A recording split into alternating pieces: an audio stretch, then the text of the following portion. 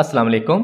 आज हम 11th chemistry का एक बहुत ही इम्पोर्टेंट और इंटरेस्टिंग चैप्टर स्टार्ट कर रहे हैं जिसका नाम है रिएक्शन काइनेटिक्स।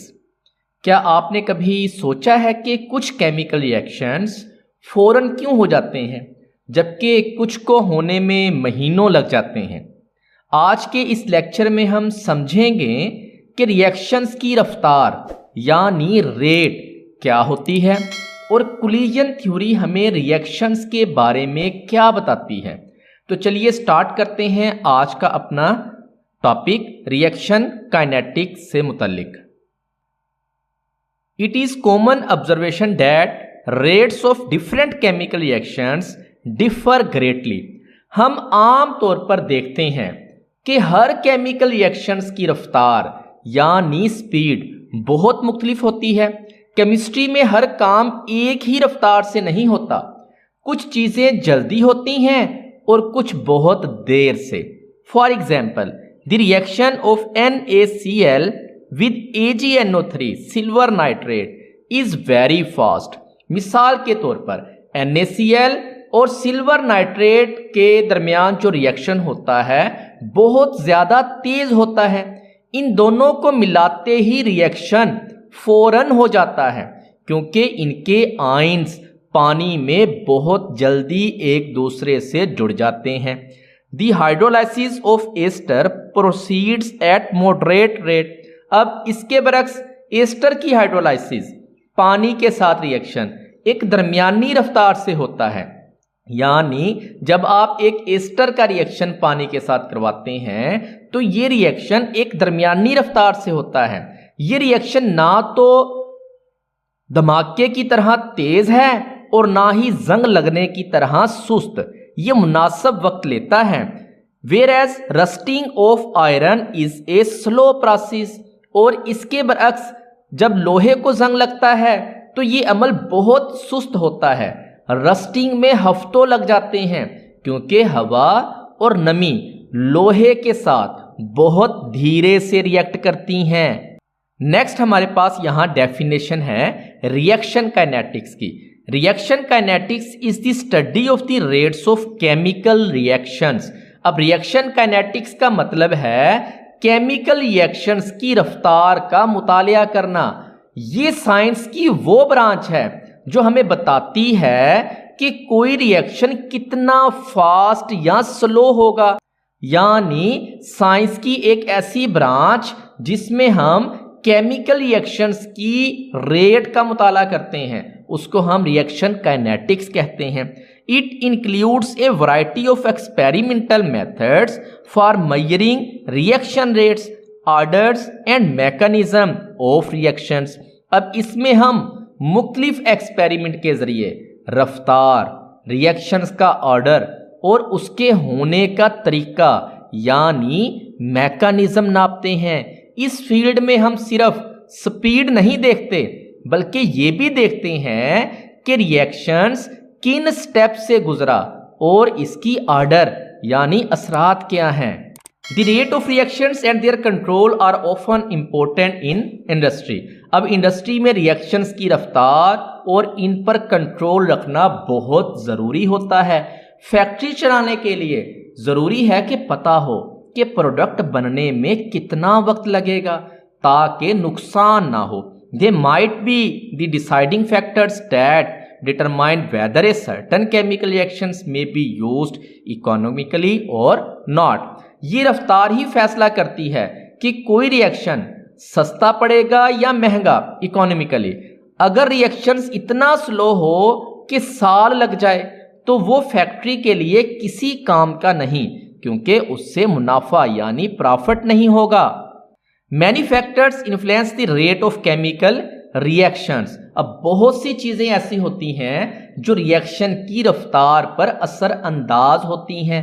टेम्परेचर, प्रेशर और केमिकल्स की मिकदार रिएक्शंस को तेज या स्लो कर सकती है। It is important to discover the conditions under which the reactions will proceed most economically. अब ये डिस्कवर करना ज़रूरी है कि किन हालात में रिएक्शन सबसे सस्ता और बेहतर तरीके से होगा।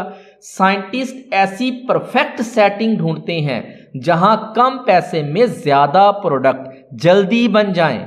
Next is collision theory, 11th chemistry chapter reaction kinetics का topic 7.2 collision theory. Collision theory explain how reaction occurs. Collision theory हमें ये समझाती है कि केमिकल रिएक्शन असल में कैसे शुरू होता है। ये थ्योरी कहती है कि रिएक्शन होने के लिए मॉलिक्यूल्स का आपस में टकराना लाजमी है। कोलिजन कहते हैं टकराने को, कि मॉलिक्यूल एक दूसरे के साथ किस रफ्तार के साथ टकरा रहे हैं। कोलिजन टकराव को कहते हैं। According to this theory, for a chemical reaction to take place, the particles means atoms, ions or molecules of reactant must form a homogeneous mixture and collide with one another। इस theory के मुताबिक reaction के लिए जरूरी है कि particles आपस में मिलकर एक जैसा मिक्सचर बनाएं और फिर टकराएं। जब तक पार्टिकल एक दूसरे से टकराएंगे नहीं, उनके दरमियान पुराने बॉन्ड्स टूटेंगे नहीं और नए बॉन्ड्स बनेंगे नहीं। These collisions may be effective or ineffective depending upon the energy of the colliding particles। अब ये टकराव यानी कोलिजन कामयाब भी हो सकती है और नाकाम भी, और ये इनकी एनर्जी पर डिपेंड करता है। हर कोलिजन से रिएक्शन नहीं होता, सिर्फ वही रिएक्शंस होता है जिसमें पार्टिकल्स पूरी ताकत से टकराते हैं। When these collisions are effective, they give rise to the products. Otherwise, the colliding particles just bounce back। अब अगर कोलिजन कामयाब हो तो प्रोडक्ट बनता है, वरना पार्टिकल्स सिर्फ टकरा कर वापस मुड़ जाते हैं। नाकाम कोलिजन में पार्टिकल्स ऐसे ही वापस हट जाते हैं जैसे दो रबड़ बॉल्स आपस में टकरा कर दूर हो जाती हैं। इफेक्टिव कोलिजन्स में पार्टिकल्स जब आपस में टकराते हैं तो उसके नतीजे में रिएक्शन होता है और प्रोडक्ट बनती हैं। The effective collisions can take place only when the colliding particles possess certain amount of energy and they approach each other with the proper orientation.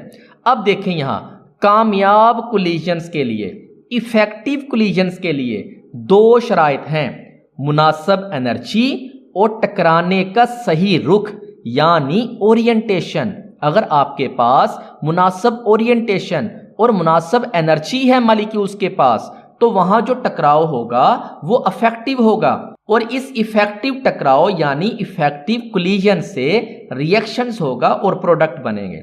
सिर्फ जोर से टकराना काफी नहीं होता, सही एंगल से टकराना भी जरूरी है।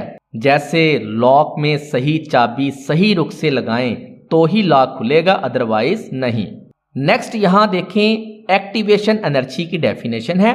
The minimum amount of energy required for an effective collision between the reaction species is called activation energy.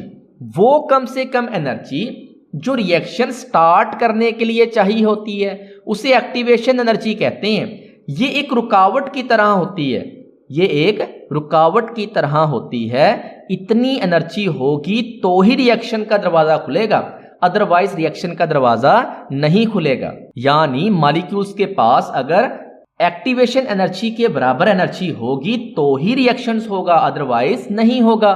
Most of the reactions are slow, showing that all the collisions are not equally effective. अब ज्यादातर reactions सुस्त होते हैं, जिससे पता चलता है कि सारी कोलिजन्स कामयाब नहीं होती।